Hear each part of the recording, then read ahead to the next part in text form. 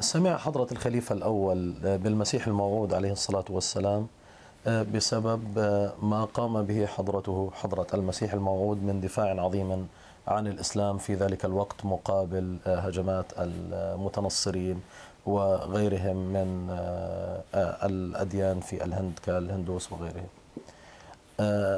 عندما سمع به وعرف عن خبره توجه مباشرة إلى قاديان، وهناك بمجرد أن وقعت عينه عليه أدرك تماما بأنه صادق، وتوجه إليه وطلب منه أن يأخذ منه البيعة لكي يكون تابعا ومريدا له.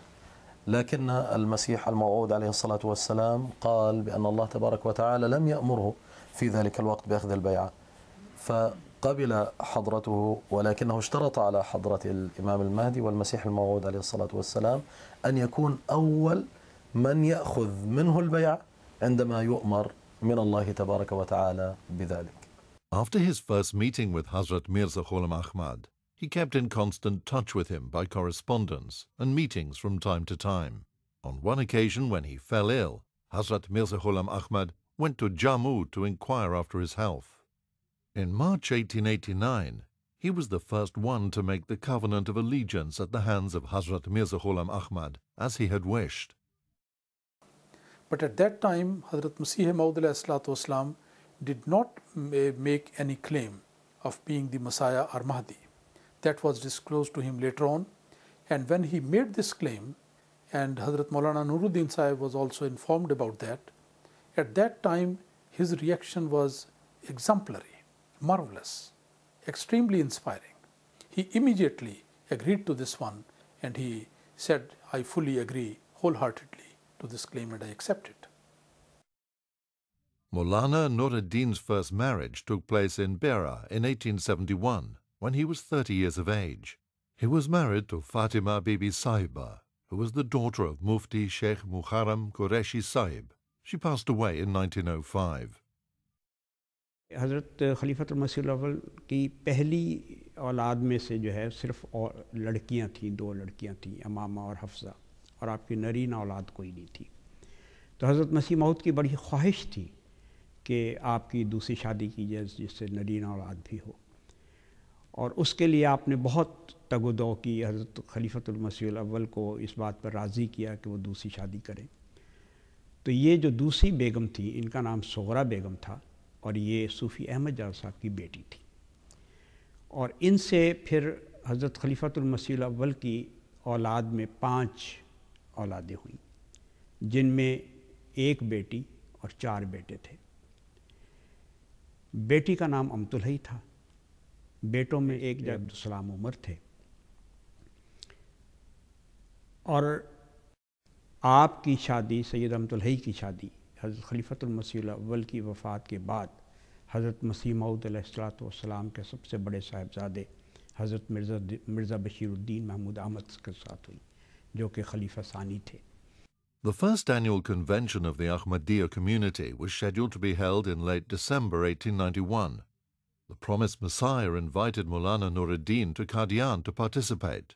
That year, 75 members of the community attended the convention.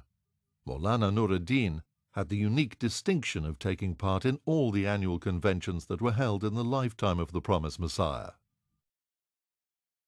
His employment with the state of Jammu and Kashmir ended in 1892 after 15 years.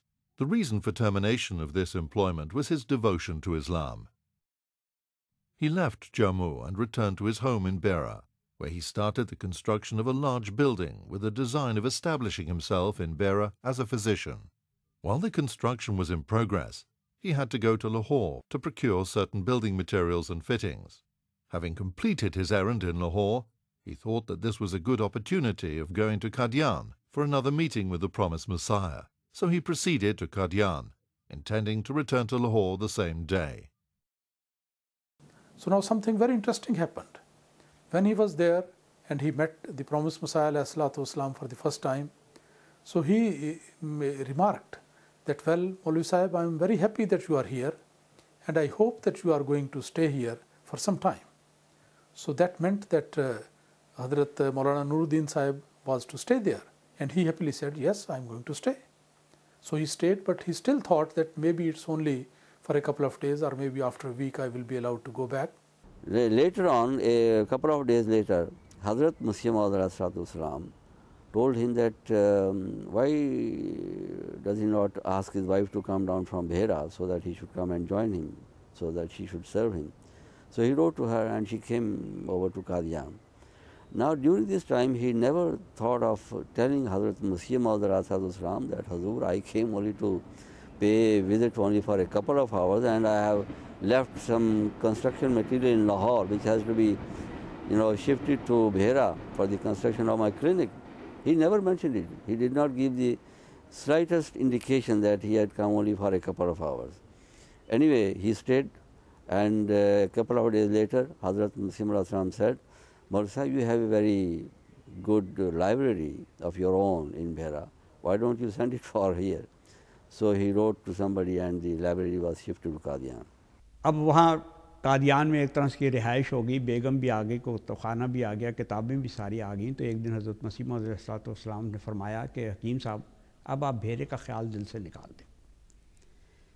तो हकीम साहब ने कहा कि मैंने सोचा कि भेरे को भूलना तो आसान है, लेकिन दिल से निकालना कैसे होगा। लेकिन मौजज़ा देखिए, बल्कि मैं इसको कहूँगा कि ये एक तरह की करामत ही है कि मसीह के मुँह से निकले हुए अल्फाज हज़रत खलीफतुल मसीह अव्वल के दिल पर ऐसे असरअंदाज हुए कि आप फरमाते हैं कि मुझे फिर कभी दोबारा भेरे का ख्याल तक नहीं आया कि पीछे कोई मेरी जायदाद थी या मैं कोई मकान बनवा रहा था या कोई बात थी। ना, बिल्कुल कहते हैं कि उसके बाद मुझे कभी भेरे का ख्याल नहीं आया। عندما انتقل حضرة الخليفة الأول رضي الله عنه إلى قاديان حقيقة كان مثالا للطاعة الكاملة كما ينبغي بالنسبة لمتبع للإمام المهدي والمسيح الموعود عليه الصلاة والسلام. كان يتحرك ليس بأوامر الإمام المهدي عليه الصلاة والسلام، وإنما بإشاراته، يعني مجرد أن يدرك بأن الإمام المهدي عليه الصلاة والسلام يرغب في ذلك كان يتم أي أمر يشعر بأنه مرغوب من قبله. كان طبعا يقدم الخدمات بصفته طبيب لكل القاطنين في قاديان والذين يزورون قاديان، وكان أيضا يقدم الدروس في القرآن الكريم وفي الحديث الشريف، فكان مصدرا للمنفعة المادية والمعنوية لكل من كان في قاديان. In 1896, he was asked to preside over the second-day sitting of the historic Conference of Great Religions that took place in Lahore from the 26th to the 29th of December. The conference was organized by a number of representative non-Muslims. The promised Messiah was also invited to address the conference. He did not attend himself, but authored a compelling and scholarly treatise for this occasion, which was read at the conference. It was later published under the title, The Philosophy of the Teachings of Islam. معظم الدخل الذي كان يتقاضاه حضرة مولانا نور الدين أثناء عمله في الطب من الأجور القليلة أيضا التي كان يتلقاها كانت تنفق على الأيتام والأرامل والفقراء والطلاب المعوزين الذين كانوا يأتون للدراسة في قاديان وحتى خارج قاديان. وقد أنشأ حضرته دار اليتامى لرعاية الأيتام ودار الشيوخ لرعاية الكبار في السن، وأدارهما في تلك الفترة. When Talimul Islam School, Qadian, started functioning in 1898, he taught Arabic there. He was so generous that a number of students received expenses for education from him. The Jamaat has always been on the forefront of utilizing the media technology for spreading its message of peace to the world. In October 1902, under the direction of the promised Messiah, a brief commentary on chapter 103 of the Holy Quran was recorded on a phonograph record by Maulana Nur-ud-Din.